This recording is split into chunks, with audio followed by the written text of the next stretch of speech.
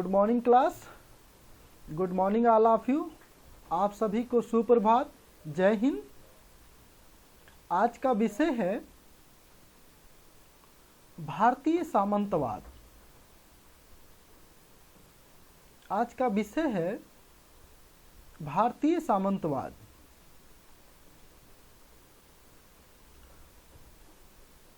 भारतीय सामंतवाद क्यों पढ़ना जरूरी है, इसका अध्ययन किस समय काल के संदर्भ में भारतीय इतिहास में किया जा रहा है, क्या इसके कारण हैं भारतीय सामंतवाद के उदय के, क्या इसका अर्थ है, क्या इसकी विशेषताएं हैं, क्या इसका इम्पैक्ट है और क्या इसके परिणाम, कैसे इसका पतन होता है, इन सारी चीज़ों पर आज इस क्लास में बात की जाएगी। एक इतिहासकार हैं जेम्स मिल, ब्रिटिश इतिहासकार हैं जेम्स मिल, जिनका हमने जब क्लास की शुरुआत किया था तो पहले की क्लासों में भी जिक्र किया था। तो जो जेम्स मिल हैं, जिनकी किताब है ब्रिटिश भारत का इतिहास, ब्रिटिश भारत का इतिहास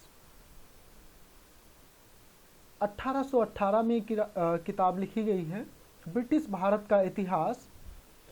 तो जेम्स मिल उस किताब के माध्यम से ये बताते हैं भारतीय इतिहास को, जब वो परिभाषित करते हैं और भारतीय इतिहास के संदर्भ में जब लिखते हैं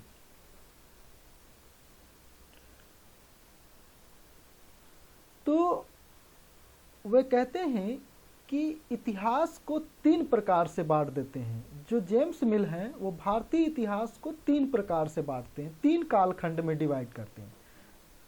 इतिहास में कालक्रम का बहुत ज़्यादा महत्व है, कालखंड का। आगे जब आप हिस्टोग्राफी पढ़ेंगे या आगे की क्लासों में, तब आपको काल निर्धारण पढ़ाया जाएगा। तो इतिहास में काल निर्धारण का, कालक्रम का बहुत ज़्यादा महत्व है। तो जो जेम्स मिल हैं वो भारतीय इतिहास को तीन पार्ट में बांटते हैं। पहला, जिसे आप प्राचीन भारत का इतिहास पढ़ते हैं, उसको वो हिंदू इतिहास के रूप में देखते हैं, हिंदू इतिहास। और जो दूसरा वो इतिहास देखते हैं, दूसरा पार्ट है उनका, वो मुस्लिम इतिहास, जिसको आप मध्यकाल के नाम से जानते हैं, उसे वो मुस्लिम कालीन इतिहास के रूप में देखते हैं। और जो तीसरा पार्ट है जेम्स मिल का इतिहास का भारत के संदर्भ में, उसको वो ब्रिटिश इतिहास कहते हैं ये ब्रिटिश भारत का नाम लेते हैं। मतलब हिंदू भारत, मुस्लिम भारत और ब्रिटिश भारत। तो भारतीय जो इतिहासकार थे, जो हिंदुस्तानी इतिहासकार हैं, उनको इस बंटवारे से दिक्कत हुई और किसी को भी दिक्कत हो सकती है। भारतीय इतिहासकारों ने कहा कि जेम्स मिल ने जो इतिहास को बांटा है, भारतीय इतिहास को, वो गलत बांटा है, क्योंकि जेम्स मिल ने भारतीय इतिहास को धर्म के आधार पर बांटा है। कहीं न कहीं उसको धर्म के हिसाब से देखा है, जो कि सरासर गलत है। यदि उनकी बात सही है तो वो जो ब्रिटिश भारत का इतिहास कहते हैं, उसको भी वो ईसाई इतिहास क्यों नहीं कहते हैं। तो इस चीज को लेकर के हिंदुस्तानी जो भारतीय इतिहासकार हैं, उन्होंने जेम्स मिल की बात का खंडन किया। और खंडन करने के बाद उन्होंने हिंदुस्तानी इतिहास को, भारतीय इतिहास को फिर अपने इतिहास लेखन या अपनी तरीके से फिर बांटा, जिसमें से फिर आता है जिसको आप पढ़ते हैं प्राचीन भारत का इतिहास, मध्यकालीन का भारत का इतिहास और आधुनिक भारत का इतिहास। यहां तक के क्लियर? Yes sir. ओके। तो इस तरीके से जेम्स मिल इतिहास को बांटते हैं। फिर हिंदुस्तानी जो भारतीय इतिहासकार हैं वो भी उनके मत का, जेम्स मिल के मत का खंडन करके अपने तरीके से इतिहास को बांटते हैं। अब इसके बाद भी अभी क्या है कि इतिहास, हिस्टोग्राफी का लगातार ये जो कार्य इतिहास लेखन है, जो हिस्टोग्राफी है, उसमें निरंतर परिवर्तन होता रहता है और लिखते रहते हैं नए नए इतिहास का। तो इसमें फिर इतिहास, जो भारतीय इतिहास है उसमें फिर बंटवारा हुआ एक प्रकार से। तब बांटा गया प्राचीन भारत का इतिहास, फिर प्राचीन भारत के इतिहास के बाद जो गुप्त काल के बाद है, हर्षवर्धन के काल के बाद का इतिहास है, उसको पूर्व मध्यकाल के नाम से जाना गया। और दिल्ली सल्तनत के पहले का इतिहास उसे पूर्व मध्यकाल के रूप में, फिर दिल्ली सल्तनत का इतिहास, और फिर मुगल काल का इतिहास, फिर 18वीं सेंचुरी 18वीं शताब्दी का इतिहास, फिर उसके बाद आज़ादी का इतिहास, आज़ादी के बाद फिर आज़ादी के बाद का इतिहास, फिर अब इसमें भी बहुत से इतिहास लेखन आया जिसमें आप मार्क्सवादी, राष्ट्रवादी, साम्राज्यवादी, सबाल्टनवादी, दलित हिस्टोग्राफी, इस तरीके से आप पढ़ते हैं, उत्तर आधुनिकतावादी। तो ये सारे हिस्टोग्राफी के बहुत से टर्म्स हैं जिनको देखते हैं। तो मेरा कहने का मतलब ये है कि जैसे 18वीं शताब्दी का इतिहास मुगल काल के बाद आप पढ़ते हैं, उसी प्रकार से जो प्राचीन भारत है, प्राचीन भारत खास करके हर्षवर्धन के बाद और दिल्ली सल्तनत की स्थापना से पहले, कुतुबुद्दीन ऐबक से पहले, ये जो बीच का इतिहास है, इसे इतिहास, भारतीय इतिहास में पूर्व मध्यकाल के नाम से जाना गया। तो जो पूर्व मध्यकाल है, इसकी जो सबसे महत्वपूर्ण विशेषता है, जो ये पूर्व मध्यकाल है, इसकी जो सबसे महत्वपूर्ण विशेषता है वह है भारतीय सामंतवाद।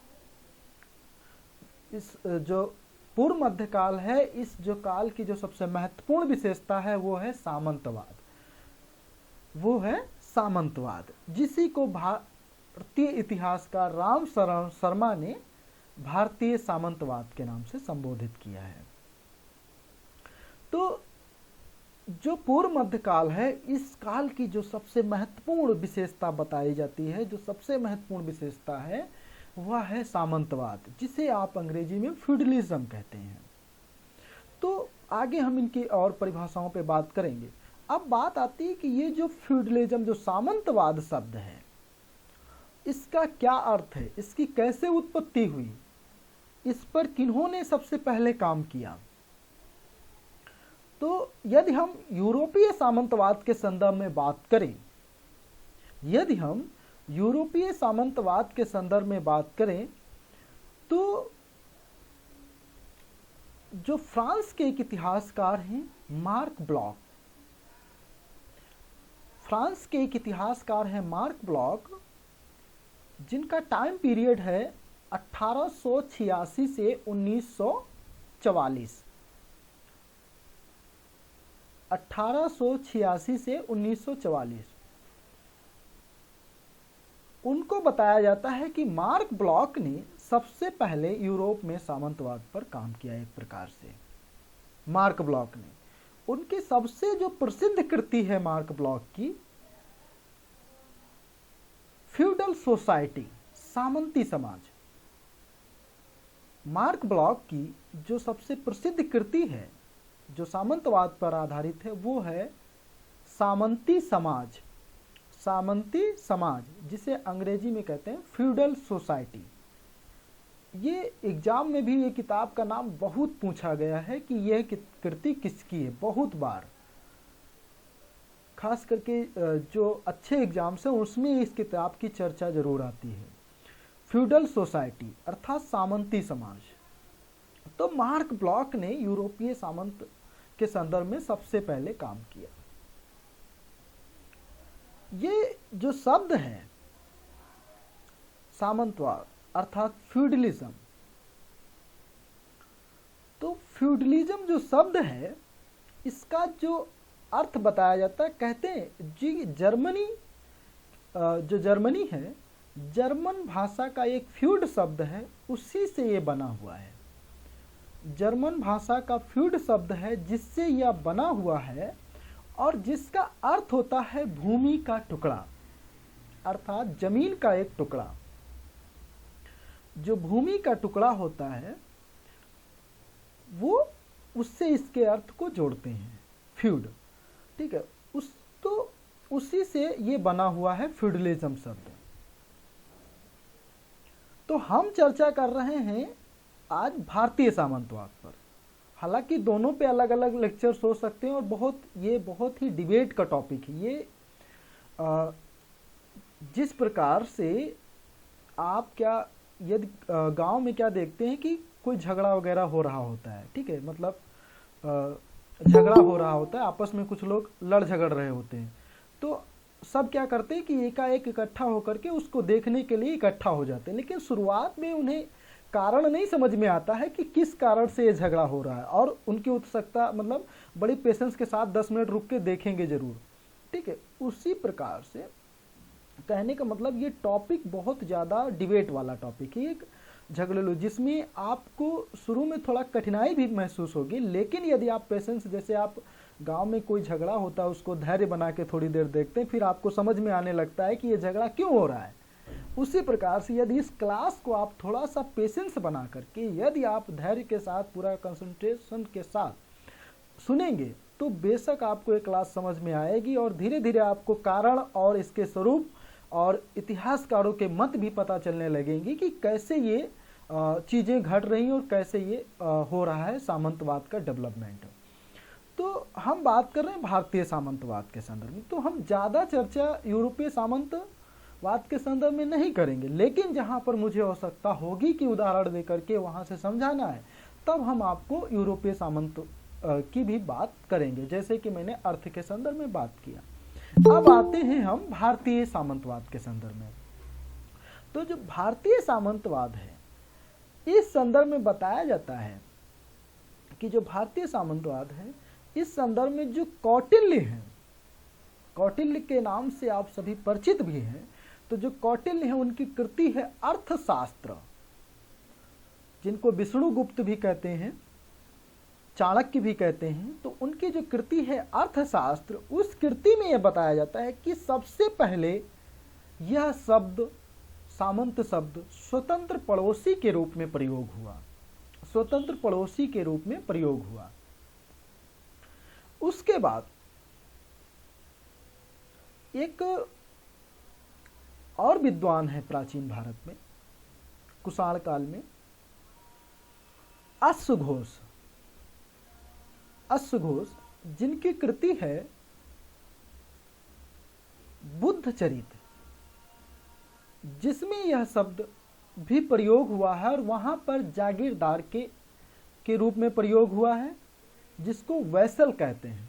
तो जो जागीरदार के रूप में यह शब्द प्रयोग हो रहा है, यहाँ पर मुगल काल वाला जागीरदारी सिस्टम की बात नहीं हो रही है, यहाँ ये दूसरे अर्थ है। तो ध्यान रखिए कि जो जागीरदार शब्द है उसका जो इस्तेमाल हो रहा है मुगल काल में, लेकिन यहाँ पर इतिहासकार क्या उस शब्द को समझा सके, परिभाषित कर सके, बता सके, आसानी से समझ में आ सके, इसलिए इस तरीके की बात कर रहे हैं। तो ये दो जो ग्रंथ हैं जिसमें ये प्राथमिक रूप से शब्द मिलता है। इसके बाद एक अभिलेख है, सातवाहन वंश की शासिका है, नागनिका का नाना घाट अभिलेख, नागनिका का नाना घाट अभिलेख है, जो सर्वप्रथम भूमि अनुदान देने की चर्चा करता है, भूमि अनुदान की बात करता है। तो उससे भी जोड़ते हैं सामंतवाद को। अब भारतीय इतिहासकार जो रामचंद्र शर्मा है, इनके जो सबसे सामंतवाद पे इनका सबसे अच्छा काम माना गया है अभी तक के, रामचंद्र शर्मा का, इनकी जो कृति है भारतीय सामंतवाद, इन्होंने लिखा ही उसी नाम से, भारतीय सामंतवाद,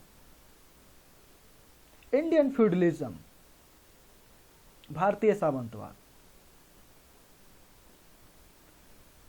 तो रामचंद्र शर्मा जब सामंतवाद की परिभाषा के विषय में बात करते हैं, तो वे बताते हैं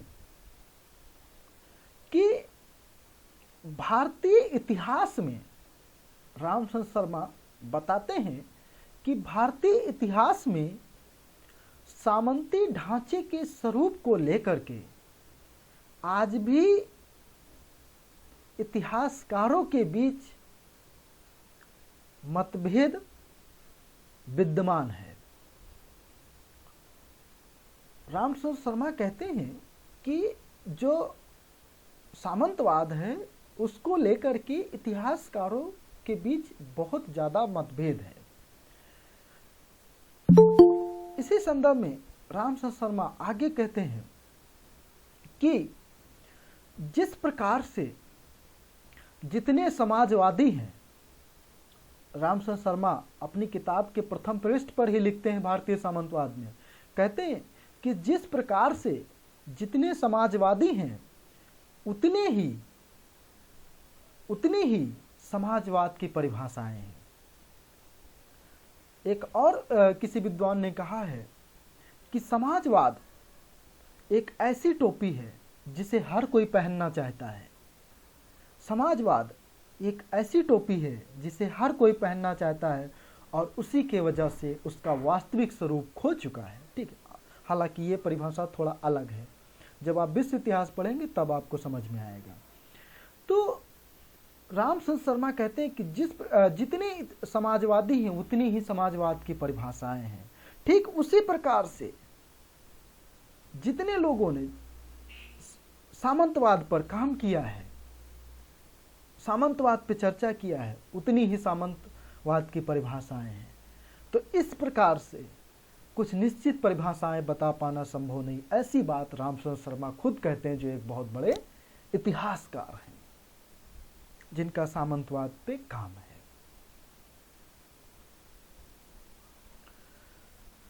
तो ये एक संक्षिप्त अर्थ हो गया इसका, और कि क्या इसका स्वरूप आगे और हम बात करेंगे, कैसे इसका उद्भव हो रहा है, क्या इसका ओरिजिन है। सबसे पहले काम किसने किया है यूरोपीय सामंतवाद के संदर्भ में? तो मार्क ब्लॉक ने। हाँ, भारतीय सामंतवाद के संदर्भ में सबसे पहले जो काम करने की बात आती है सामंतवाद पर, वो है डी कौशाम्बी, धर्मानंद कौशाम्बी। जो भारत में सबसे पहले सामंतवाद पर काम करने की चर्चा आती है, जिनका नाम आता है, वो मार्क्सवादी इतिहासकार हैं डी कौशाम्बी, जिनकी किताब है an introduction to the study of Indian history, an introduction to the study of Indian history. तो आप लोगों के स्तर का जो महत्वपूर्ण किताब है वो मार्क ब्लॉक का और रामचंद्र शर्मा का, वो दो किताबें आप नहीं भूलिएगा कभी, क्योंकि वो हमेशा काम आएगी। बाकी बहुत ज़्यादा नहीं पूछी जाती हैं, लेकिन और भी हम अभी चर्चा करेंगे कई किताबों की। तो जो भारत में काम करने की बात आती है सामंतवाद पर, वो है डी कौशाम्बी के द्वारा। इनका भी क्या भी कैसे ये सामंतवाद को परिभाषित करते हैं, ये सामंतवाद को किस रूप में देखते हैं, उस पर भी हम चर्चा करेंगे। तो ये एक ब्यौरा हो गया कि कैसे यूरोप में सामंतवाद का उद्भव हो रहा है, कैसे भारत में देख रहे हैं सामंतवाद। अब इतिहासकार इसको किस किस रूप में परिभाषित करते हैं, कि क्या क्या कारण बताते हैं, कैसे इसको देखते हैं और क्या इसका स्वरूप है। तो स्वरूप के विषय में आप जान लीजिए कि ये जो सामंतवाद की जो मूल विशेषता बताई जाती है, इसमें कहते हैं कि जो अर्थव्यवस्था होगी वो एक प्रकार से ठप होगी, व्यापार ठप होगा, केंद्रीय शक्ति का अभाव होगा।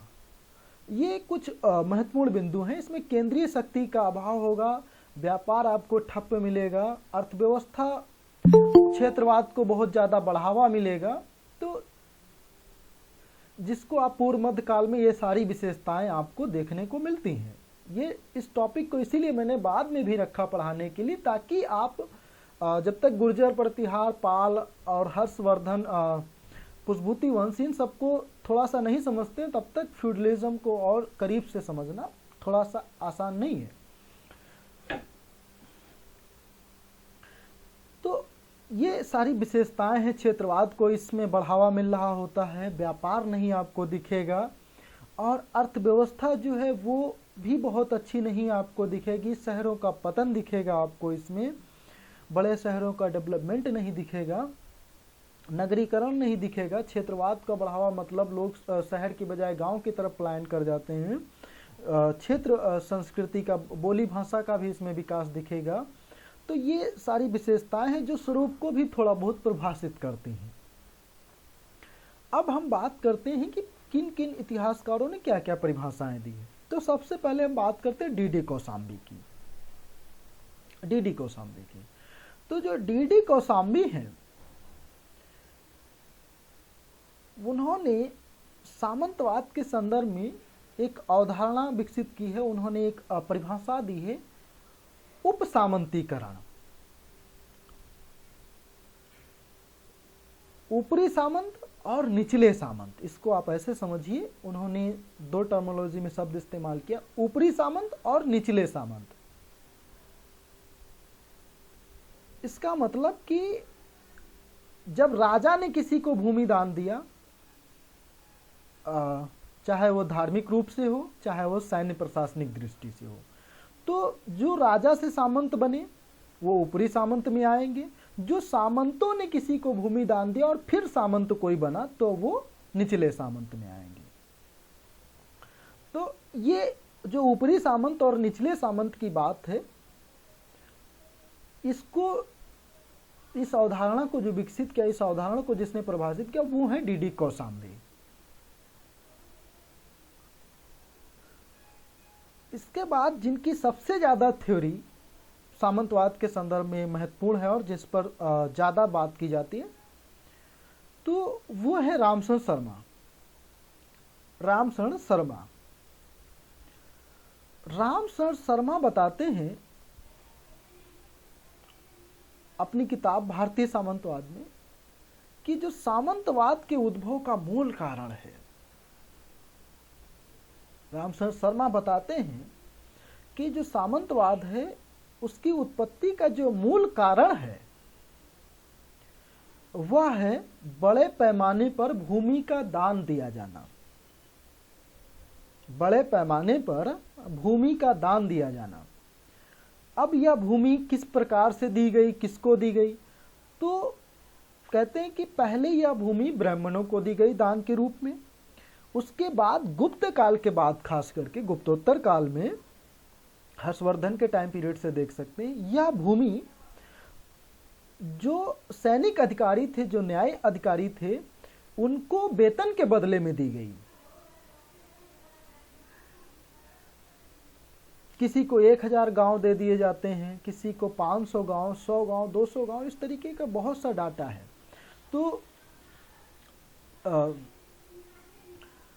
बताते हैं कि इस आधार पर जब वो भूमि दान में दी गई तो वो लोग क्या हुए कि अपने, और उनको कुछ कर्तव्य भी सौंपे गए, तो वो लोग बाद में धीरे धीरे सशक्त हो गए। सशक्त होने के बाद उन लोगों ने रिवोल्ट किया, राजा बनना, वो खुदे अपने बड़ी बड़ी उपाधियां धारण स्टार्ट किया। तो इस कारण से रामशरण शर्मा बताते हैं कि सामंतवाद की उत्पत्ति हुई।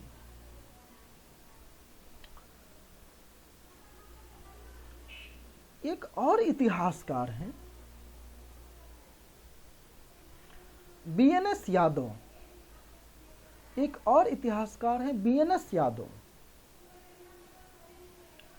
बीएनएस यादव कहते हैं, उनकी किताब है, बीएनएस यादव की किताब है society and culture, society and culture in northern India, society and culture in northern India.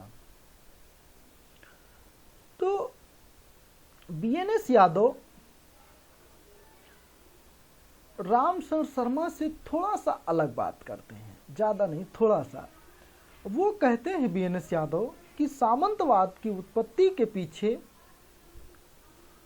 केवल राजनीतिक कारण ही नहीं है, उसके पीछे सामाजिक एवं आर्थिक कारण भी हैं। बीएनएस यादव, और सामाजिक आर्थिक कारण भी हैं और बाह्य कारण भी हैं। बाहरी आक्रमण, मतलब जो बाहरी आक्रमण है उस कारण से भी सामंतवाद को बढ़ावा मिला, ये बीएनएस यादव कहते हैं।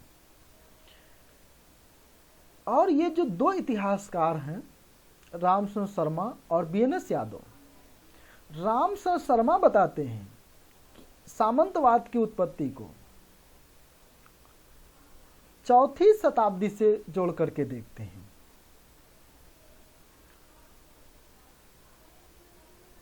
एक प्रकार से चौथी शताब्दी से जोड़ करके ये देखते हैं गुप्त काल से, लेकिन और गुप्त काल से देखते हैं और ये इसको पूर्व मध्य काल में चरम सीमा पे मानते हैं रामशरण शर्मा। लेकिन जो बीएनएस यादव हैं इसको एक कुषाण और शक सातवाहन से जोड़ के देखते हैं बीएनएस यादव। तो ये कहा भी जाता है कि जो सामंतवाद की उत्पत्ति है वो कुषाण काल से ही दिखाई देने लगती है। कुषाण काल में दो शब्द प्रयोग हुए हैं, एक है शाही और दूसरा है सहानुशाही। एक है शाही और दूसरा है सहानुशाही। शाही का मतलब है सामंत, शाही का मतलब है सामंत, और सहानुशाही का मतलब है स्वामी अर्थात सम्राट, सम्राट सूचक। कुषाण शासक देवपुत्र वगैरह की उपाधि भी धारण करते थे। तो ये उपाधियां कुषाण काल से दिखती हैं। शक, जब शक में आप देखते हैं तो क्षत्रप की उपाधि, महाक्षत्रप की उपाधि मिलती है। तो इससे जोड़ करके देखते हैं कि कुषाण काल से सामंत कहीं ना कहीं एक सामंत की प्रक्रिया दिखना शुरू होती है। बीएनएस यादव बताते हैं कि उनका मानना है कि पूर्व मध्य जब दिल्ली सल्तनत की स्थापना तक के इसका पतन होने लगता है, मतलब एक प्रकार से पतन होने लगता है जो फ्यूडलिज्म है। लेकिन और इतिहासकार हैं जिसमें कहते हैं कि सोवियत इतिहासकार हैं जो इसको बहुत बाद में देखते हैं। सोवियत इतिहासकार जिसमें एक नाम है यम कोवालेवस्की, यम कोवालेवस्की। वो जो कोवालेवस्की हैं वे रशियन इतिहासकार हैं। उनका वो सामंतवाद को देखते हैं जब तुर्क विजय होती, जब भारत में तुर्कों का आक्रमण, वो वहां से देखते हैं, वहां से उसकी शुरुआत मानते हैं। डीडी कौशाम्बी जो इसके टाइम पीरियड को देखते हैं वो और ज़्यादा थोड़ा आगे बढ़ जाते हैं। वो 17वीं शताब्दी में इसके चरम काल को मानते हैं और औरंगजेब तक के आते आते इस व्यवस्था को डिक्लाइन के रूप में देखते हैं, पतन के रूप में देखते हैं। तो कहने का मतलब कि ये टॉपिक आप ऐसे ही देखिएगा कि सबके अलग अलग मत हैं और आपको समझने में थोड़ा हाँ बोलिए आकाश जी, अपना कैमरा ऑफ करिए।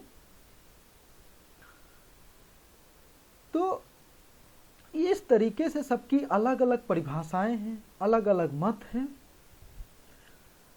तो कोई किसी का ज़्यादा नहीं याद भी रहता है आपको तो रामशरण शर्मा का जरूर याद करके रखिए, क्योंकि रामशरण शर्मा का विचार अक्सर आपकी चर्चा में पूछा जाता है। और जब भी आप बात करते हैं आज के समय में भी या किसी भी शासनकाल के संदर्भ में जब बात करते हैं तो कहते हैं वो तो सामंती सरकार थी या सामंती सरकार है। तो वो जो सामंती सरकार और जो सामंती सरकार है और थी की बातें आती हैं, वो यदि आप इस सामंत को समझते हैं तो वो उससे जोड़ करके आप देखिए तो आपको सामंतवाद समझ में आएगा क्यों आप। तो रामशरण शर्मा कहते हैं कि भूमि अनुदान दिया गया ब्राह्मणों को। उसके बाद गुप्त काल के बाद गुप्तोत्तर काल में सैनिकों को वेतन के बदले में भूमि अनुदान दिया गया। और जो व्यापार था वो भी पतन हो गया, क्योंकि रोम साम्राज्य के पतन के साथ साथ जो भारत का व्यापार था रोम से वो भी स्थगित हुआ। यह भी कहते हैं कि इस्लाम के उदय के साथ साथ पश्चिमी देशों के साथ भी भारत का व्यापार कुछ समय के लिए रुका, स्थल सीमा से जो होता था। तो खास करके ये जो 650 से 1000 के बीच का टाइम पीरियड है, 650 से लेकर के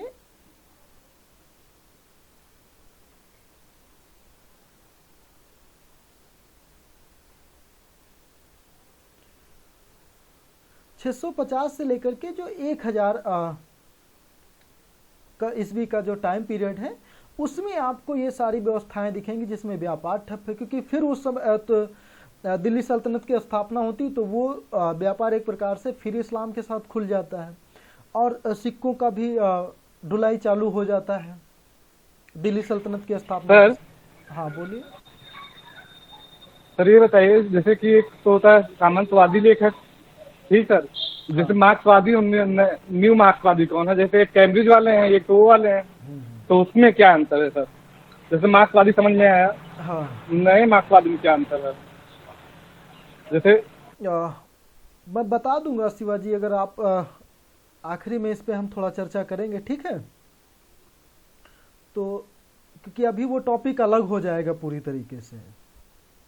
ओके सर।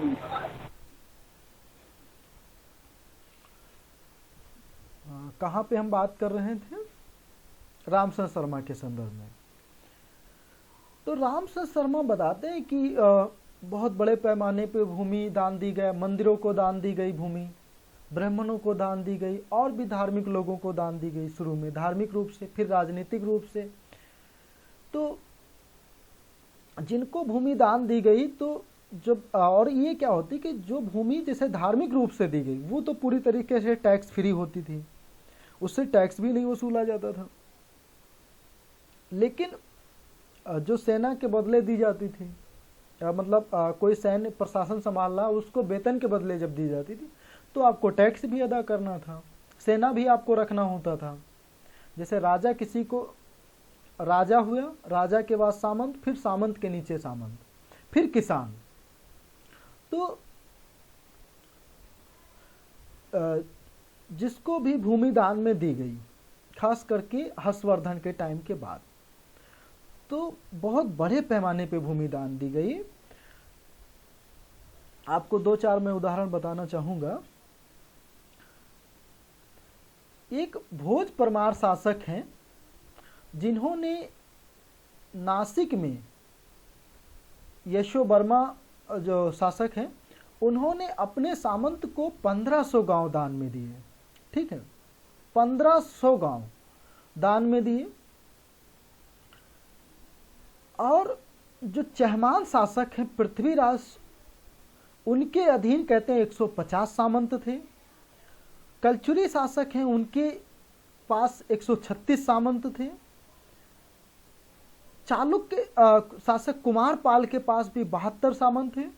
और आपको बता दें कि जब हम हर्षवर्धन को पढ़ा रहे थे,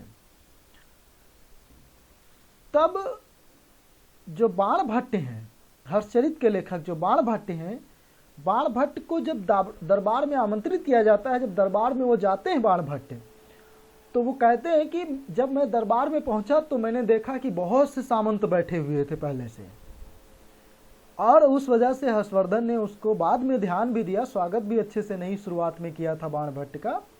तो पता चलता है कि हर्षवर्धन के दरबार में भी सामंत थे। हर्षवर्धन जब एक सैनिक विजय करने के लिए निकलता है, तो वो मध्य प्रदेश में एक ब्राह्मण को 1000 हलों के साथ 100 गांव दान में देता है।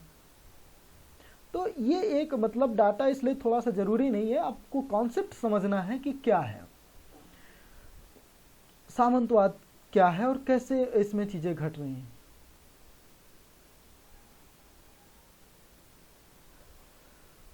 तो दान में दी गई भूमि और वेतन के बदले भूमि दान में दी गई, तो इस और व्यापार का पतन हो रहा है। इस समय सिक्कों की ढुलाई बंद हो जा रही है, सारा जो सोना चांदी है, रामचंद्र शर्मा कहते हैं कि वो मंदिर में जमा हो जा रहा है, और रोम से व्यापार ठप होता है, तो वहाँ से जो सोना चांदी आ रहा था उसकी कमी हो गई। तो इस वजह से इस काल में सिक्के नहीं ढुलाई हो पा रहा है, सिक्के नहीं बन पा रहे हैं। तो ये दिखाता है कि अर्थव्यवस्था कमज़ोर है, बाजार कमज़ोर है, और जो किसान है वो केवल अपने अब वो उनको अतिरिक्त मजदूरी नहीं मिल रही है, वेतन नहीं मिल रहा है, तो वो भी अतिरिक्त उत्पादन नहीं करना चाहते हैं। वो केवल उनको लगता है कि यदि ज़्यादा पैदा करेंगे तब भी मुझे ज़्यादा नहीं मिलेगा। तो इन सब कारणों से भी ये जो अर्थव्यवस्था है और व्यापार है, ये सब आपको इस काल में टूटा हुआ दिखेगा थोड़ा सा। फिर आप जब 1000 के बाद देखिएगा तो कलचुरी शासक जो गंगे देव आते हैं, उनके द्वारा कहते हैं कि सबसे पहले स्वर्ण सिक्का पूर्व मध्यकाल में चलाया गया। जो स्वर्ण सिक्का है कलचुरी शासक गंगे देव के द्वारा, तो उनका नाम आता है। फिर आप रजिया देखिए, फिर सिक्का स्टार्ट करती है। उसके बाद जब रजिया नहीं, इल्तुतमिश सिक्के को शुरू करता है, टंका और जीतल को दिल्ली सल्तनत में। उससे पहले आप अगर देखिए तो जो गुप्त काल भी है वहाँ पर भी देखिए स्कंद गुप्त सिक्का तो चला रहा होता है, लेकिन जो सिक्के चला रहा है उसमें बहुत स्वर्ण सिक्कों में बहुत ज़्यादा शुद्धता नहीं रह गई जितनी शुद्धता कुषाण काल में है। तो ये सब चीज़ों को देख करके कहते हैं कि इस काल की जो अर्थव्यवस्था है वो बहुत अच्छी नहीं है, व्यापार उसका पीछे व्यापार भी नहीं हो रहा है, और नगरों की जो पतन की भी बात आती है इस संदर्भ में, इस टाइम पीरियड में। तो उसमें कहते हैं कि जैसे कि आपका सारावस्ती दिखता था, कौशाम्बी दिखता था, तो इस तरीके के जो शहर हैं उनका भी डेवलपमेंट नहीं है, वो पतन हो रहा है। आपको केवल एक कन्नौज दिखेगा जिसके लिए संघर्षरत हैं, बाकी किसी बड़े शहर का नाम नहीं मिल रहा है। तो ऐसे में भी व्यापार पतन को देखते हैं। और ये जो सामंत हैं, उप सामंतीकरण मैंने बता ही दिया आपको, इसमें भी कई श्रेणियां होती थी सामंतों की, कई श्रेणियां होती थी जिसमें कि एक सामंत मिलता है, प्रति सामंत है, आप्त सामंत है, महासामंत है, शत्रु सामंत है। इस तरीके की सामंतों की भी कैटेगरी है, मतलब उनके भी रूप हैं सामंतों के। तो जो आप्त सामंत होते थे वो जब स्वेच्छा से, आप्त जो सामंत थे वो जब स्वेच्छा से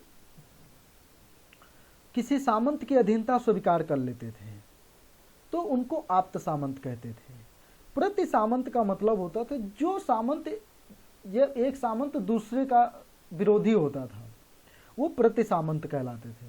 शत्रु सामंत, शत्रु सामंत में क्या है कि एक सामंत है और उसने दूसरे सामंत को पराजित कर दिया और फिर उसने उस सामंत की अधीनता स्वीकार कर ली, तो वो शत्रु सामंत कहलाते हैं। प्रधान सामंत, प्रधान सामंत वे सामंत हैं जो राजा के बहुत ज्यादा खास होते हैं। जैसे कि यदि आज के संदर्भ में बात करिए तो ये प्रधानमंत्री हुए। प्रधानमंत्री, सर आवाज नहीं आ रही है सर। आवाज नहीं आ रही? ये सर आ रही है, आ रहा है सर। ओके ठीक है, नेटवर्क प्रॉब्लम हो सकता है, ठीक है किसी का। तो मैं क्या कह रहा था कि जो प्रधान सामंत है उनका मतलब कि राजा के खास सामंत। तो आज अगर आप उसको समझिए तो जैसे कि प्रधानमंत्री, प्रधानमंत्री के क्या एक मंत्रिपरिषद है, तो मंत्रिपरिषद कुछ खास मंत्री होते हैं जिनकी वो सलाह मानते हैं या उनकी सलाह और वो सब चर्चा मशविरा करके काम करते हैं। उसी प्रकार से राजा के भी होते थे कुछ खास सामंत जिनको प्रधान सामंत कहते थे और उनकी सलाह से वो काम करते थे, मानते थे उनकी सलाह को। तो प्रधान सामंत हो गए, प्रधान सामंत हो गया, आप्त सामंत हो गया, और महासामंत। महासामंत जो बहुत बड़े बड़े सामंत होते थे जिनके पास ज्यादा भूमि होती थी, तो वे महासामंत कहलाते थे। अब सामंतवाद की भी कुछ श्रेणी है। जिस एक ग्रंथ है अपराजित प्रेक्षा करके एक ग्रंथ है जिसमें 6 प्रकार के सामंतों की श्रेणियों की बात की गई है। जो आप्त सामंत और ये प्रधान सामंत की बात है, ये जो बाणभट्ट की कृति है हर्षचरित, उसमें इसकी बात की गई है, उन सभी सामंतों की श्रेणी की।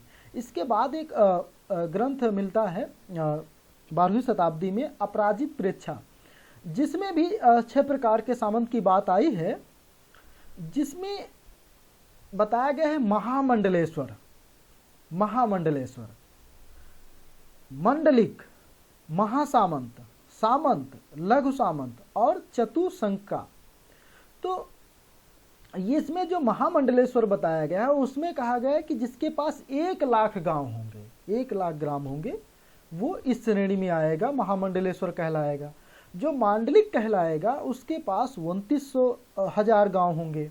जो सामंत होगा, सॉरी, जो मंडलिक होंगे उनके पास 50,000 गांव होंगे, और जो महासामंत होंगे उनके पास 29,000 गांव होंगे, और जो सामंत हैं उनके पास लगभग 10,000 गांव होंगे, और जो लघु सामंत हैं उनके पास लगभग 5,000 गांव होंगे, और जो चतुसंका है उनके पास लगभग 1,000 गांव होंगे। तो ऐसे भी आप कल्पना कर सकते हैं कि इतने इतने ज़्यादा गांव थे एक एक सामंत के पास।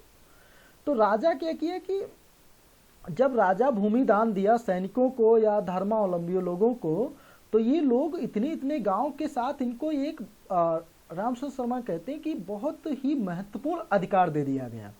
वो महत्वपूर्ण अधिकार क्या है? वो है न्याय अधिकार, प्रशासन संभालने का अधिकार, न्यायिक अधिकार। अब न्यायिक अधिकार किसी को दे दिया जाएगा तो वो उस क्षेत्र में कुछ भी, जिस क्षेत्र का वो सामंत है, उस गांव में कोई भी लड़ाई झगड़ा होता है, टैक्स कैसे वसूलना है, वो सारे अधिकार किसके पास हैं? अब सामंत के पास हैं। और सामंत, और ये भी हुआ कि टैक्स को ज़्यादा से ज़्यादा बटोरने के लिए ज़्यादा से ज़्यादा सामंतीकरण हुआ। तो जिसके पास न्यायिक अधिकार होंगे, अब आप सोचिए कि वो कितना ज़्यादा उसका प्रभाव रहा होगा उस सामंत का उस क्षेत्र में। जैसे कि आज क्या है, ये बात मैं पहले भी कई बार दोहराया हूँ क्लास में, कि आज भारत में क्या है कि लोकतंत्र है, प्रजातंत्र है, डेमोक्रेसी है। तो डेमोक्रेसी है और गांव में आप देखते हैं कि चुनाव होता है प्रधानी का, मुखिया का। गांव में चुनाव होता है प्रधानी का, मुखिया का, जो कि जनता द्वारा चुना गया है, जो कि जनता द्वारा चुना गया है, और उसके गांव के लोगों ने गांव के मुखिया को चुना है। उसके बावजूद क्या होता है कि जो व्यक्ति जीत जाता है, प्रधान बन जाता है, वह गांव के लोगों को सताता है, या जो प्रधान होता है उसको यदि किसी व्यक्ति ने वोट नहीं दिया है तो उसका राशन कार्ड से नाम हटा देता है, उसको आवास नहीं देता है, उसके द्वार पे खड़ंजा नहीं लगाएगा, उसका नाली नहीं बनाएगा। ठीक, इस प्रकार से वो ग्राम प्रधान जो है उस आदमी को परेशान करता है। सोचिए, जो लोकतंत्र है, जिसको 5 साल बाद फिर हो सकता है कि वो प्रधान ना बन पाए। तो इस प्रकार से मतलब गांव में भी आप देखिए इसको, तो सामंत को देख सकते हैं कि उस समय सामंत को यदि न्यायिक अधिकार दे दिया गया, जबकि लोकतंत्र नहीं था उस समय, तो कितना कष्टकारी रहा होगा लोगों का जीवन। तो कहते हैं कि बंधुआ मजदूरी हुआ इसी संदर्भ में, और बहुत ज़्यादा शोषण हुआ। यहाँ तक कि यूरोपीय सामंतवाद में बताया गया है कि जो विवाह था वो भी आप अपनी अनुमति से नहीं कर सकते थे, वह भी सामंत की अनुमति से करेंगे। वहाँ भी 3 वर्ग हैं सामंत, जो सामंती सिस्टम है। पहला पादरी रखे गए हैं, पहले वर्ग में पादरी को रखा गया, दूसरे में अभिजात और बड़े भूस्वामी को रखा गया यूरोपीय सामंतवाद में, और तीसरे में रखा गया है किसान को, किसान अर्थात दास को। और खैर मैं यूरोपीय सामंतवाद पे नहीं जाऊंगा अभी। तो इस प्रकार से यहाँ पर भी आप देख सकते हैं कि कितनी कष्टकारी व्यवस्था यहाँ के सामंतवाद की वजह से हुई होगी। अब जिनको भूमि दान में दी गई, तो बताते हैं कि वो लोग बहुत ज़्यादा भोग विलासपूर्ण जीवन बिताने लगे, आलसपूर्ण जीवन बिताने लगे, जिसको आप दास प्रथा, दासी सिस्टम देखते हैं। एक मूवी अगर आप देखिए तो रंग रसिया, तो उसमें आपको थोड़ा सा समझ में आएगा। अच्छी मूवी है, अगर आप देख सकते हैं आप लोग, जिसमें चित्रकारी पे अच्छे से बात की गई है। तो सामंतवाद में कहने का मतलब, और कोई दासी पे पिक्चर बनी हो तो उसको देखिए, तो ये लोग रामचंद्र शर्मा इस संदर्भ में कहते हैं, ठीक है, मैं नहीं कह रहा हूँ कुछ ऐसा, आप लोग इस संदर्भ में नहीं सोचिएगा कि सर आपको जबरदस्ती थोप रहे हैं। रामचंद्र शर्मा ये सब बातों को बताया। भोग विलासपूर्ण जीवन बिताने लगे जिसको दान में भूमि दी गई। और आप देखिए जो शासक महाराजा होते हैं आज भी जिनके पास बहुत ज़्यादा धन दौलत है सो आराम से जीवन बिताते हैं, तो उस समय भी कोई बड़ी बात नहीं है, हो सकता है। तो वो लोग इस तरीके से फिर जनता को प्रताड़ित करना भी शुरू किए। और इस काल में जो भारतीय सामंतवाद का काल है, इसमें क्या है कि बंधुआ मजदूरी की बात आई। जब जमीन दी गई तो जमीन के साथ न्यायिक अधिकार दिया गया, न्यायिक अधिकार के साथ साथ वहाँ के प्रशासनिक अधिकार दिया गया और टैक्स वसूलने का अधिकार दिया गया। और किसान हैं उनको भी जमीन से बांध दिया गया। कहा गया यदि आपको इस गांव की जमीन मिलती है तो उस गांव के किसान भी अब आपके हो गए, यदि आप कहीं दूसरी जगह जाते हैं तो किसान भी उस जमीन के साथ साथ जाएंगे।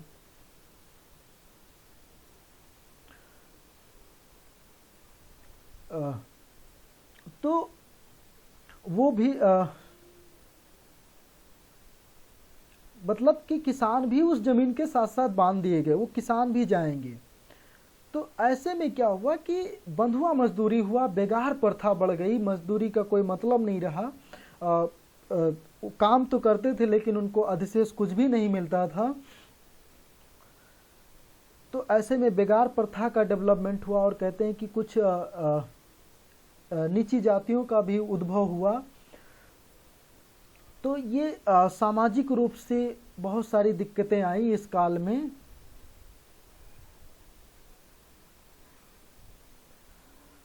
अभी देखिए आपके सवाल हम समझ नहीं पा रहे हैं क्योंकि पढ़ा रहे हैं, ठीक है। तो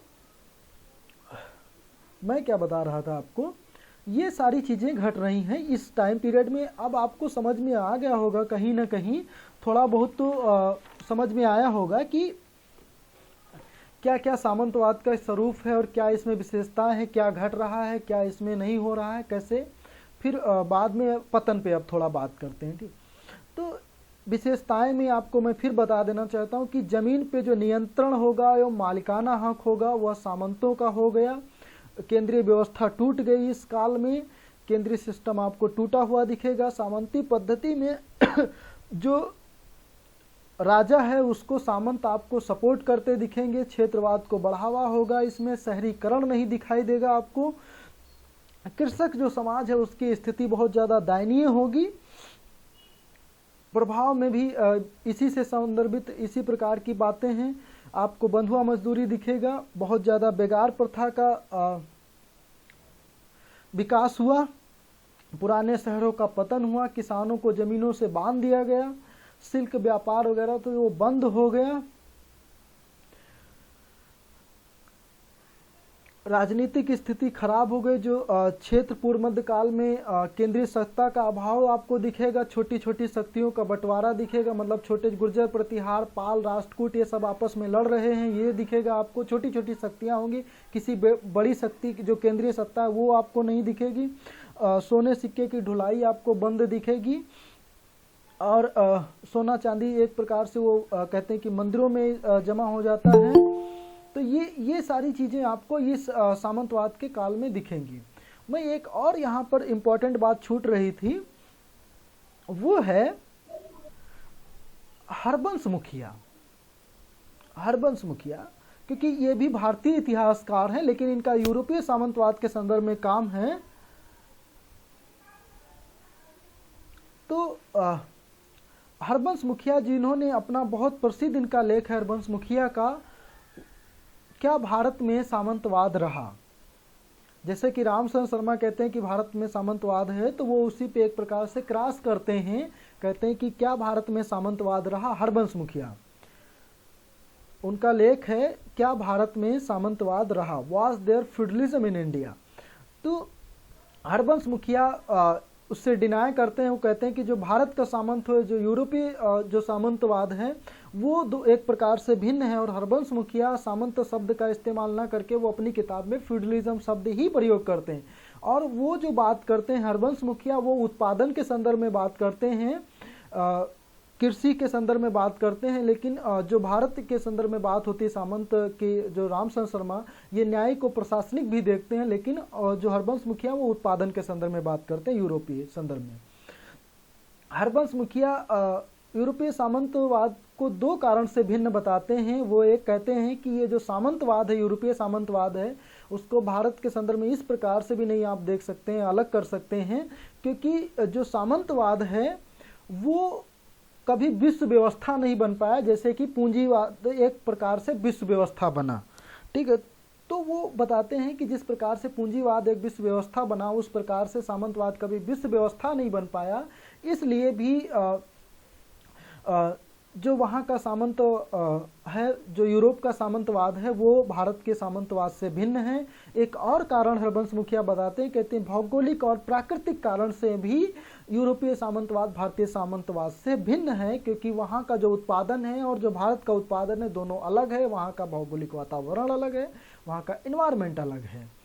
कहते हैं कि वहाँ दास सिस्टम है, यहाँ दास सिस्टम आपको कम देखने को मिलेगा। जैसे कहते हैं कि भारत में एक कम दास्ता ना होकर के किसान है, यहाँ पर पूर्व मध्य काल में आते आते शूद्र भी खेती करने लगते हैं, इस तरीके की बात आती। लेकिन आपको वहाँ जब आप दिखेगा तो वहाँ दास दिखेंगे आपको, यहाँ तक के यूरोपीय सामंतवाद में विवाह करने तक की भी अनुमति की बात नहीं आती है बिना इजाज़त के। तो इस और बहुत सा अगर हम चर्चा करेंगे तो ये बहुत डिटेल में हो जाएगा।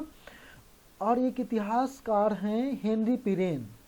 हेनरी पिरेन वो इसको एक बंद जागीरी अर्थव्यवस्था के रूप में देखते हैं, बंद जागीरदारी अर्थव्यवस्था के रूप में देखते हैं सामंतवाद को।